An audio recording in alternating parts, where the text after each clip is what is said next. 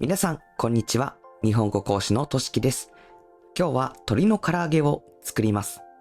料理の様子を見ながら自然な日本語を勉強しましょう。今日の大切な表現は3つです。何々するために、何々と呼ばれています。そしてコツですの3つです。今回の動画ではこれらの表現を繰り返し使います。どういう意味なのか、どんな場面で使われるのか考えながら聞いてください。それではリスニングに挑戦しましょう。まず材料を確認しましょう。今回は鶏もも肉を2枚使います。衣には片栗粉を適量使いましょう。適量は必要な分だけという意味です。付け合わせにはキャベツを使います。そしてレモンも添えます。揚げるためにサラダ油を用意します。次は下味の材料です。調味料は塩小さじ1杯と砂糖大さじ1杯です。醤油大さじ1杯と酒大さじ1杯も使います。ニンニクと生姜はお好みで使ってください。すりおろしたものを少し用意します。これで材料が揃いました。それでは作っていきましょう。まずは鶏肉を切ります。日本で唐揚げとだけ言うときは鶏肉を示すことが多いです。でも唐揚げに使う材料は鶏肉だけではありません。魚や野菜に粉をまぶして揚げる料理も唐揚げと呼ばれています。日本の唐揚げでは鶏肉を食べやすい大きさに切って使うことが多いです。フライドチキンではより大きく切った肉や骨付き肉がよく使われます。一方、日本の唐揚げでは骨のないもも肉や胸肉がよく使われます。鶏の唐揚げは使う部位によって食感が変わります。もも肉は脂があり、柔らかく仕上がりやすいです。胸肉は脂が少なくさっぱりしています。手羽先を使った唐揚げもあります。今回は柔らかく仕上げるためにもも肉を選びました。最初に鶏肉の下処理をします。余分な油を取り除きます。硬い筋も取り除きましょう。小さな軟骨があればそれも取り除きます。食感を良くするために硬い部分を取り除きます。次に鶏肉を大きめに切ります。大きめに切ると食べた時に肉の柔らかさを感じやすいです。小さく切りすぎると水分が抜けやすくなります。できるだけ同じくらいの大きさに切ります。大きさを揃えるのがコツです。皮は取らずに残します。皮をうまく揚げるとカリッとした食感を作ることができます。切った鶏肉を大きなボウルに入れます。ここから肉に下味をつけます。下味は料理をする前に食材につける味です。日本の唐揚げでは肉そのものに下味をつける作り方がよく見られます。フライドチキンでは粉の方に味や香りをつける作り方も多いです。唐揚げには味付けによっていろいろな種類があります。醤油を使ったものは醤油味の唐揚げです。塩を中心に味をつけたものは塩味の唐揚げです。今日は醤油味にします。まず塩と砂糖を加えます。先に塩と砂糖を肉全体になじませます。手でしっかりと揉み込みます。揉み込むは手で押したり混ぜたりして味をなじませることです。塩には肉の味を整え、水分を保ちやすくする働きがあります。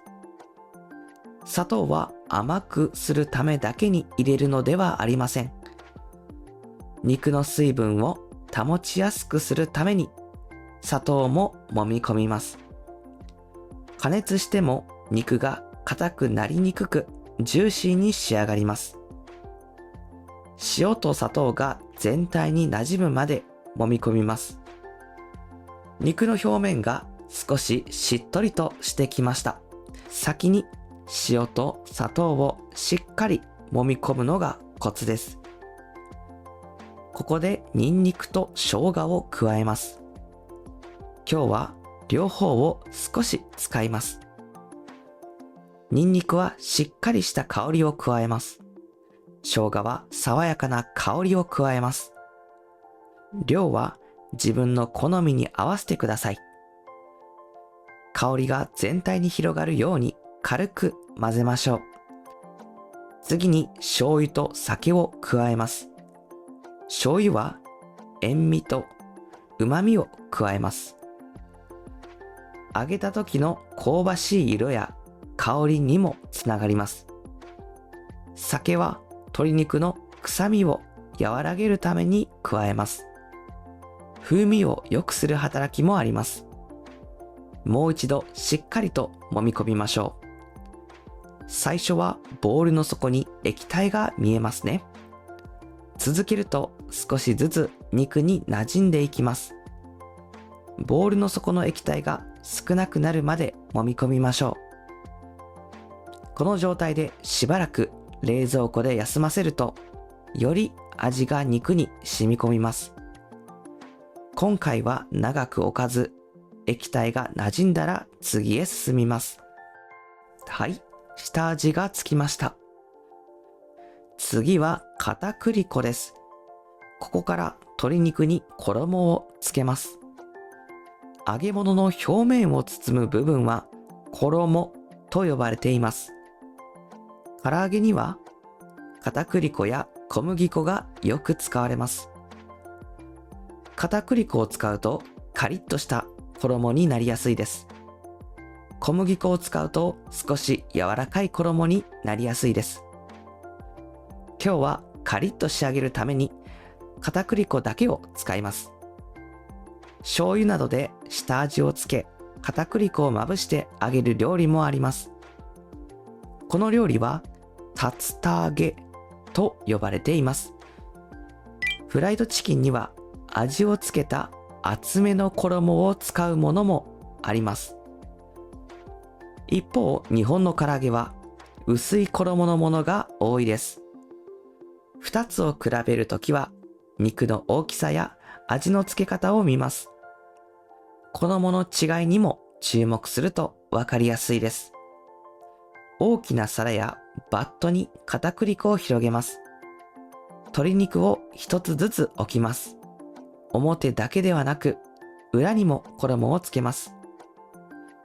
肉の隙間にもしっかりまぶします。まぶすは食材の表面に衣をつけることです。今回は片栗粉を少し多めにつけます。表面が白く見えるくらいで大丈夫です。カリッとした衣を作るために粉を全体につけます。細かい部分までムラなくまぶすのがコツです。衣をつけたら鶏肉の形を整えます。皮が外側に来るようにします。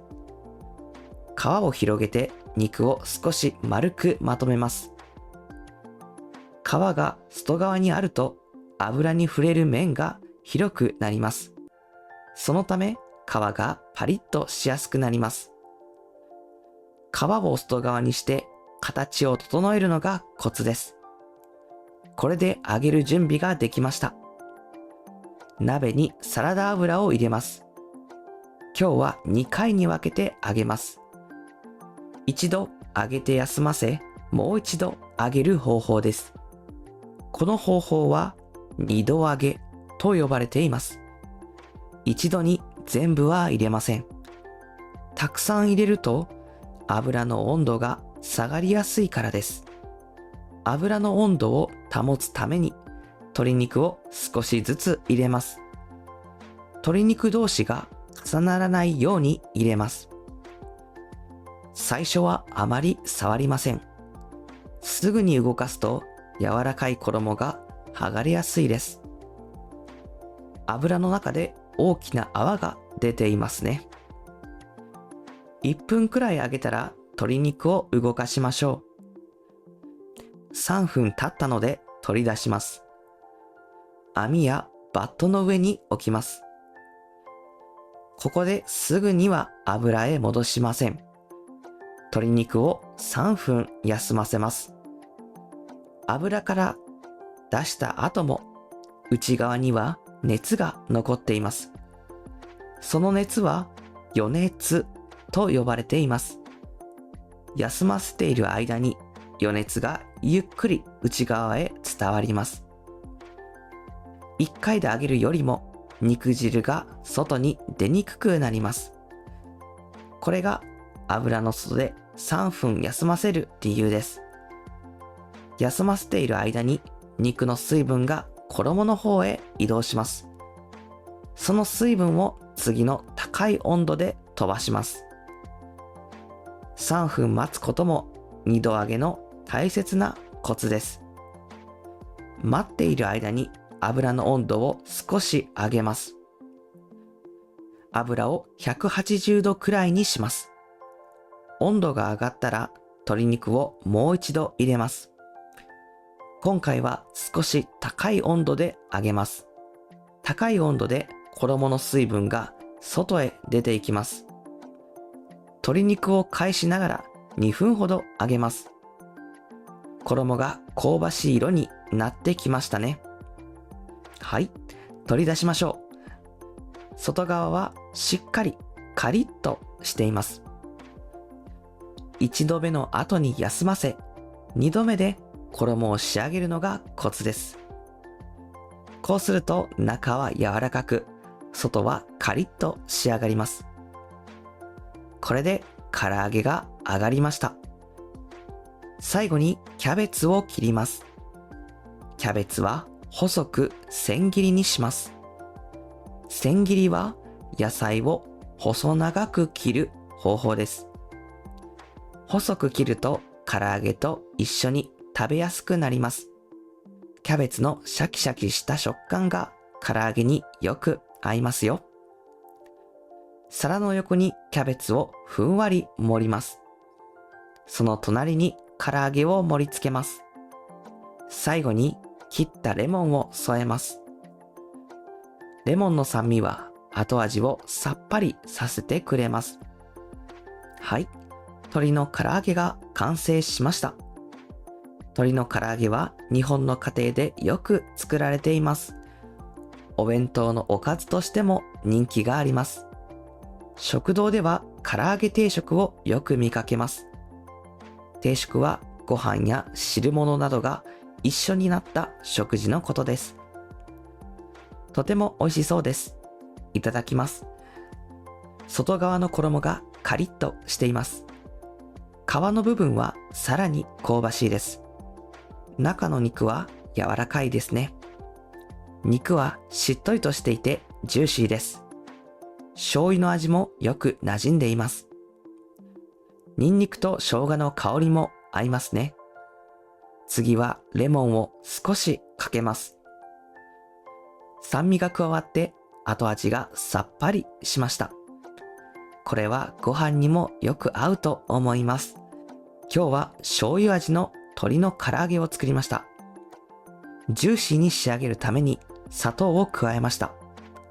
外はカリッと、中は柔らかく仕上げるために2度揚げをしました。一度揚げて休ませ、もう一度揚げる方法は2度揚げと呼ばれています。塩味や胸肉を使うものなど、唐揚げにはいろいろな種類があります。材料や味付けの違いを知ると、唐揚げをもっと楽しめますね。皆さんもぜひ作ってみてください。それでは確認問題に挑戦しましょう。第1問です。肉をジューシーにするために砂糖を入れます。この文はどんな意味ですか？正解は B です。何々するためには行動の目的を表します。動詞の辞書形にためにをつけます。この文では肉をジューシーにすることが砂糖を入れる目的です。写真を撮るために公園へ行きますのように日常生活でも使えます。日本語を練習するために毎日音読しますとも言えます。早く起きるために早めに寝ますという使い方もできます。第2問です。この揚げ方は2度揚げ。空欄に入る言葉はどれですか？正解は A です。文はこの揚げ方は2度揚げと呼ばれていますになります。何々と呼ばれていますは広く使われている名前を説明する表現です。名詞の後にと呼ばれていますをつけます。呼ばれていますは呼ぶの受け身の形です。人、場所、料理、方法などの名前を紹介するときに使います。この町は小京都と呼ばれていますとも言えます。この犬はポチと呼ばれていますという使い方もできます。第3問です。皮を外側にして形を整えるのがコツです。この表現はどんな時に使いますか？正解は A です。コツですは何かを上手にするための方法を教える表現です。動詞の辞書形にのがコツですをつけます。例えば、毎日少しずつ続けるのが日本語上達のコツですと言えます。何度も声に出して読むのが新しい言葉を覚えるコツですとも言えます。前の日に準備するのが朝慌てないコツですという使い方もできます。今日の3つの表現を復習しましょう。何々するためには行動の目的を表します。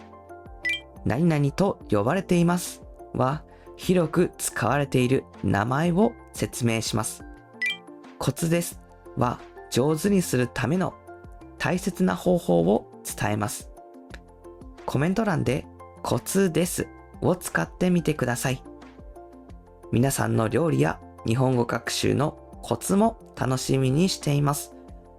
この動画が役に立ったら高評価をお願いします。チャンネル登録もお願いします。最後まで聞いてくれてありがとうございました。それではまた次の動画でお会いしましょう。バイバイ。